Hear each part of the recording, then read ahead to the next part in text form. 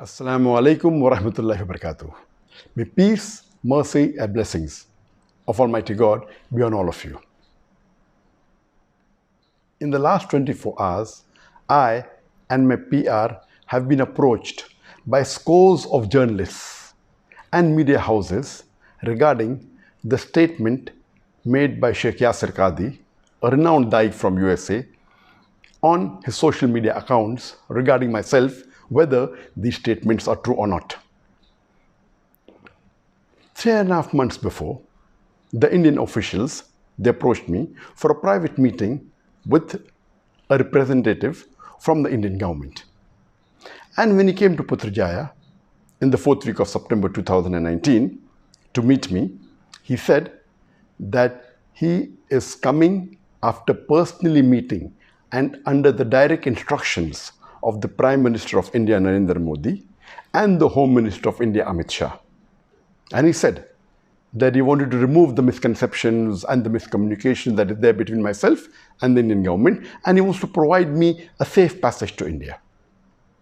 I thought that imagine the same BJP government which hounded me for the last 3.5 years, the same person, the Prime Minister of India, Narendra Modi, who used my name no less than 9 times in a span of less than 2 minutes in his election speech in May 2019, now they are bartering with me for a safe passage? It's too straight to be true.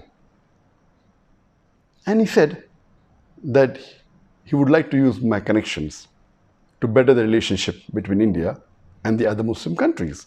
And I said that as long as you do not ask me to do anything against the teachings of the glorious Quran, against the teachings of the Sahih Hadith, and secondly, I do not want any personal benefit. And lastly, as long as it benefits the Muslim Ummah, I have no problem in cooperating with you. And the meeting lasted for several hours. And then he told me that he wanted me to support the BJP government when they revoked Article 370 in Kashmir. And I flatly refused. I said, according to me, revoking Article 370 in Kashmir is unconstitutional and it is taking away the rights of the people of Kashmir. I cannot support an act of injustice, and neither can I betray the people of Kashmir. And when he realized that I will not support any act of injustice, he said that he has no problem even if I speak against any agencies of India, whether it be the NIA, whether it be the ED, whether it be the police, but I should not specifically speak against the BJP government and against Narendra Modi. And I told him that according to me, the NIA, the ED, they are not to blame. They are just following their political bosses and they're being forced to do what they're doing. And I'm not here to speak against any government. I'm a Dai who's spreading the message of Islam. As long as they do not do injustice to the human beings and to Muslims, why should I speak against them? And lately, on the 17th of December 2019, I gave a press statement against CAA, the Citizen Amendment Act, and which was published in the media.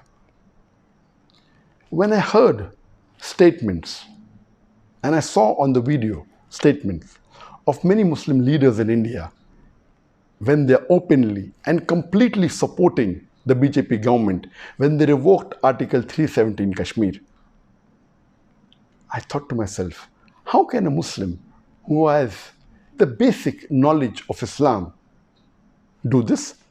Some of them supported the NRC in Assam. Some went to the extent of saying that NRC should be done throughout India. Now I realize that these Muslim leaders surely may have been blackmailed, may have been pressurized, may have been forced to support the unjust BJP government, otherwise face dire consequences. I have a message for the Muslims of India. It is noble to speak against injustice. But if you fear a backlash and you're afraid, the least you can do is keep quiet. But supporting an unjust act is un-Islamic. You are bartering your seat in Jannah for your security in dunya. Allah says in the glorious Quran, in Surah Az-Zumar, chapter number 39, verse number 36. Is not Allah enough for His servant? But yet they frighten you with others besides Him. Wa akhiru da'wana alhamdulillahi rabbil alamin.